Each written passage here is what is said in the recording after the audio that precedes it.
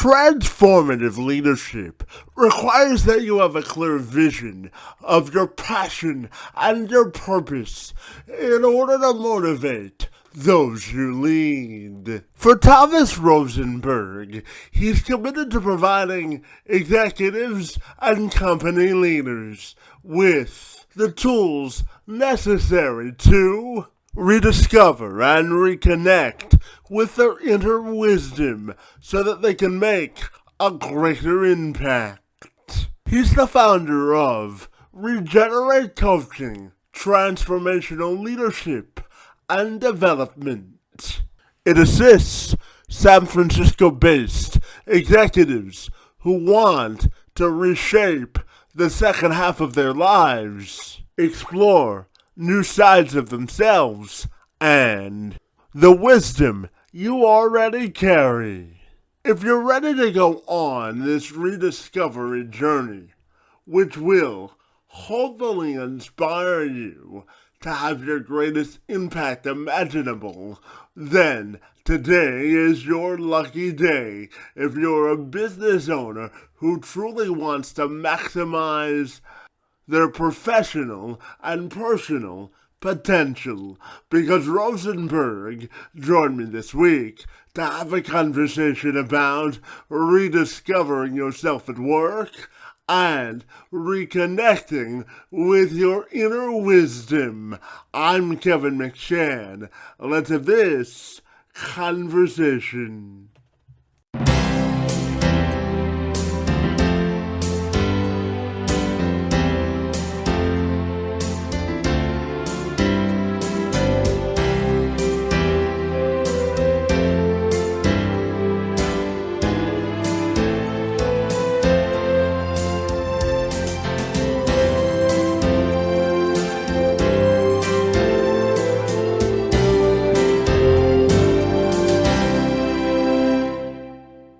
Rosenberg and I began our dialogue and time together by him detailing exactly what he defines as his professional calling and what makes him so fabulous in order to be a shining light of support to those he serves. What makes me so fabulous?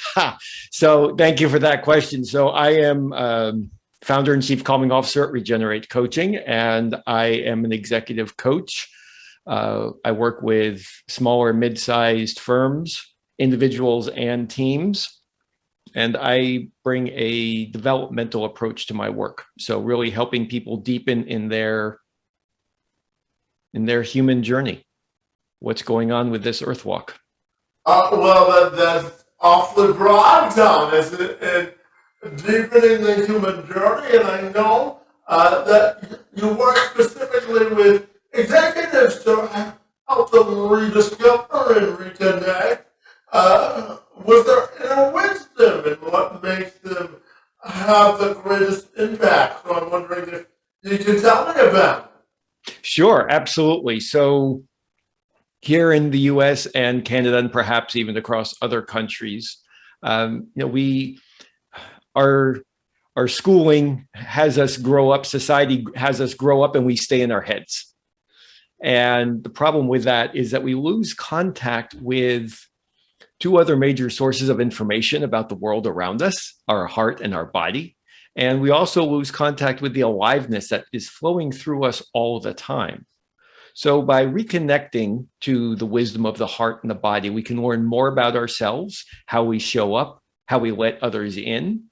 And the benefit of learning about these habitual patterns is that you get to see, as a leader, your habitual patterns, how that shapes your energy, your presence, your interaction. So how are you making decisions? How well are you cultivating trust in and with others? And lastly, just once we've learned about these habitual patterns, we can assess whether they still serve us. We may have created these patterns as a child because we're all hardwired for safety, belonging, and dignity. And if we need to ensure that as a child, we might crimp one of those elements, right? Just to ensure that we are safe, that we are protected, that we do feel like we belong and that we have some sense of dignity. So the question is, as adults, do these patterns still serve us, or do they even sabotage our goals and our aspirations?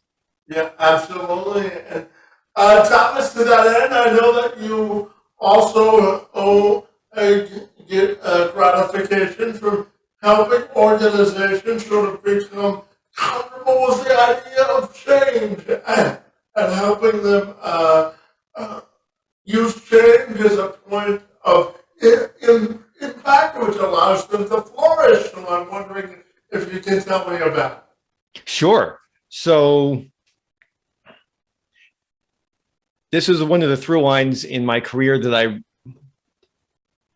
wasn't aware of until a few years ago. But even before I was focused on coaching full time, I intuitively found situations where I could support folks with change, even if that wasn't necessarily how I was brought into the situation. And it's certainly change, while it's a constant, is never something that we enjoy as humans. You know, as I mentioned before, we usually default to these habitual patterns that we developed as kids, and creating new perspectives, new ways of responding, perceiving the world takes time. And our brains like to make meaning out of a situation and be able to respond quickly. So if we come to new conclusions and therefore don't make the same decisions, it can be challenging. And in our society, as an adult, we don't like to feel incompetent. And so it's, there's a quote, I can't remember exactly who said it, but basically saying that the amount of fear towards doing something outside your comfort zone is equal to the power you'll have on the other side of doing it. And so the work that I have done is helping individuals and organizations start to recognize that moving outside their comfort zone, bringing in new ways of thinking, of being, can really enhance the individual and the organization's effectiveness. And Thomas, to that point, I'm curious to get your granular definition of what regenerating coaching really means on a more macro scale. What do you think that means to you? And how does that drive the work that you do? So, beautiful question. Thank you for that. I don't get it asked very often. Regenerate coaching. So I spent over 20 years of my career in the energy, climate, sustainability world. And I also worked with biomimicry, and I have exposure to permaculture. And what I realized is that there is a need, and there is talk about the circular economy and other things. But what I realized is that our society, our culture our economics is based on extraction rather than regeneration. How can we put back? How can we nurture ourselves? How can we reconnect to each other more easily? And how can we reconnect to the planet? So that's really the ethos of my work at Regenerate Coaching, is how can we really reconnect to who we are essentially, and then moving forward from there. And Regenerate Coaching is a nod to that regenerative perspective. Like, what does it mean to have a regenerative society, a regenerative culture in an organization, in a community, in a country? What does it look like to honor our shared humanity, and what becomes possible when we do?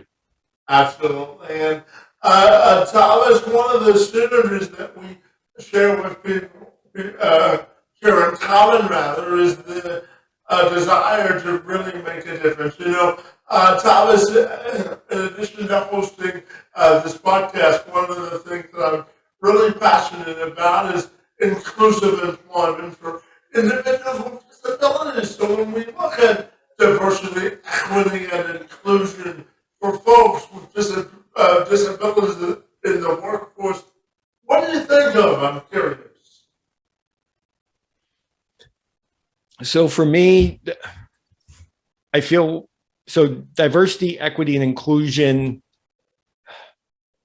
For me, it's a question of it's an intentionality. There needs to be, it's a core value that I feel should be practiced every day.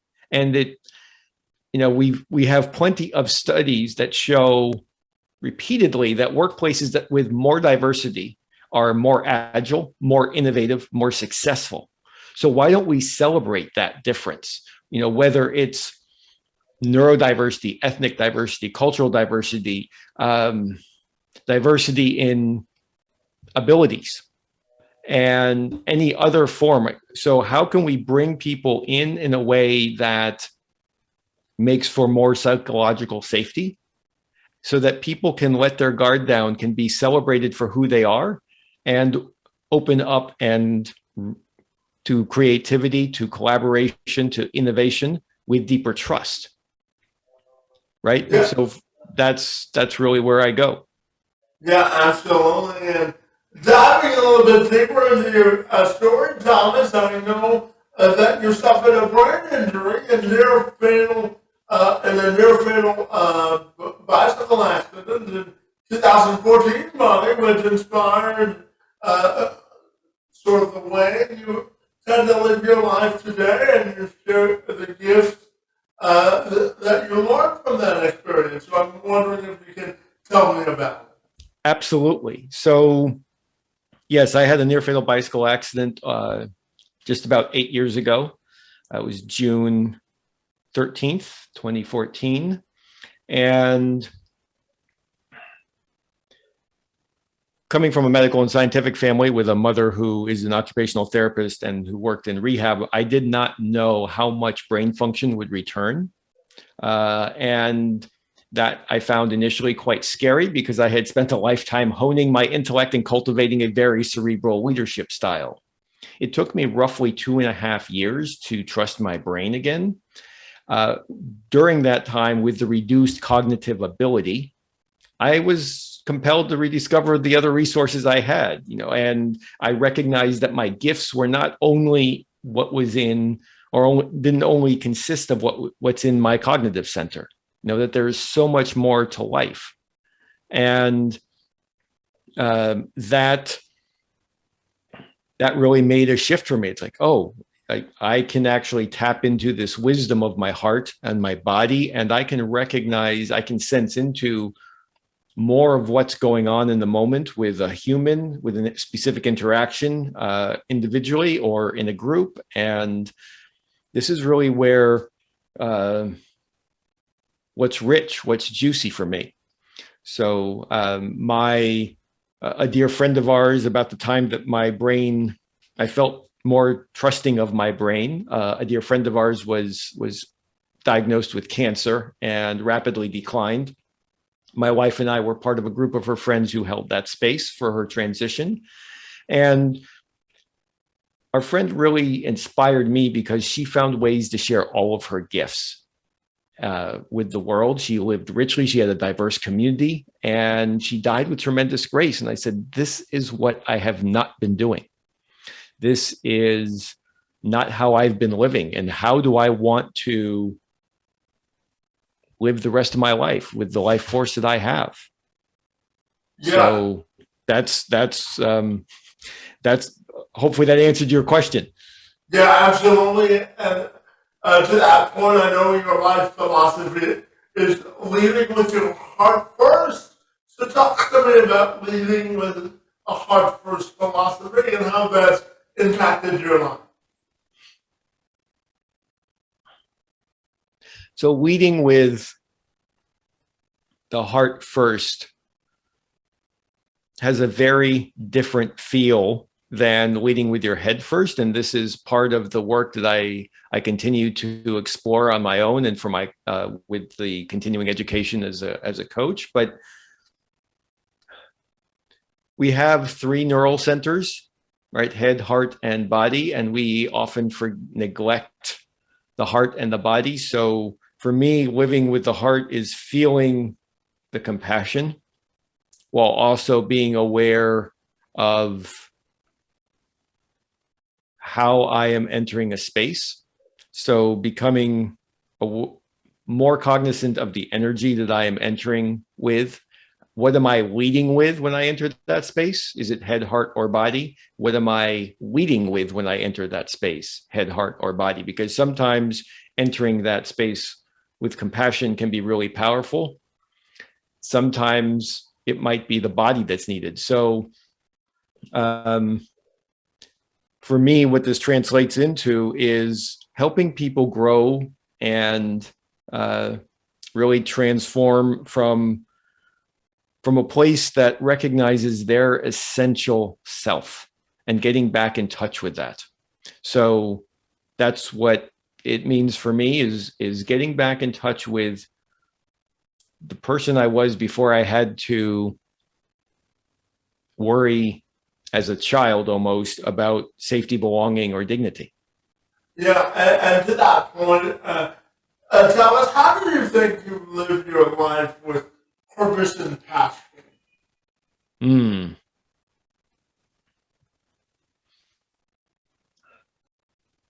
How have I lived my life with purpose and passion? Well, for me,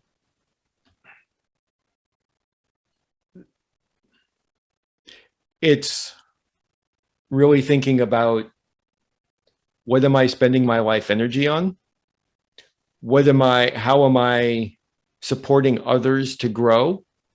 How am I feeling all of the aliveness that moves through us, whether it's, and also just how I'm making others around me feel. So for me, that's it. There's the passion of helping people grow and transform, but so that they can live a life that they find more fulfilling and that it's important. They're doing what's important to them. For me, it's being with friends, it's being with family, it's being really present with my clients. So for me, that's what it focuses on, is really developing that presence. Yeah, and to that point, Thomas, one of the core principles that I live life by is it's always important to celebrate the wins in life and celebrate life to the fullest. So I'm curious to ask you, how do you celebrate your life and make sure that you're really maximizing your personal potential?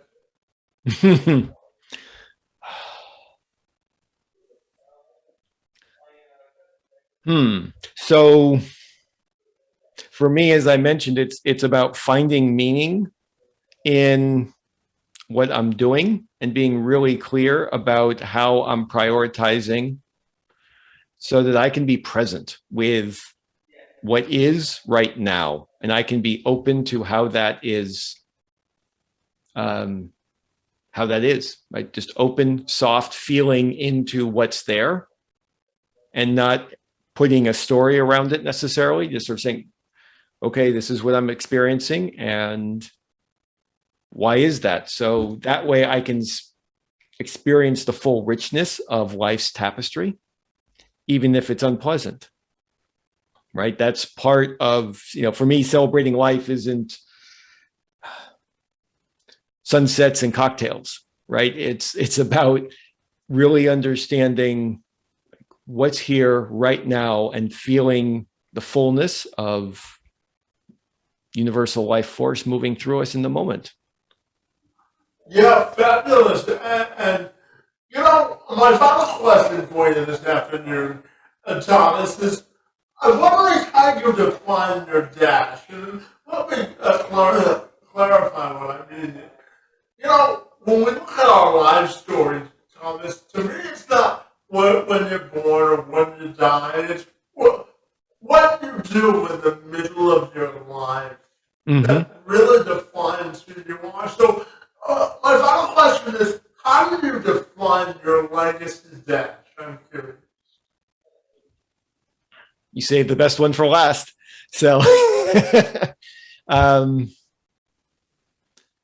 so for me, professionally, I believe, well, and personally even, we are the ones that we've been waiting for. And so I would really want my professional legacy to be that I've guided clients to clarify for themselves how they want to spend their life energy, cultivate the impact they want, and live that a life that they find fulfilling. Personally, I would want people to say that I lived richly, that I loved well, and that I was able to make the world a little brighter. Fabulous. And tell me, finally, Thomas, I'm curious if people want to get connected with you, what's the best way they can do that?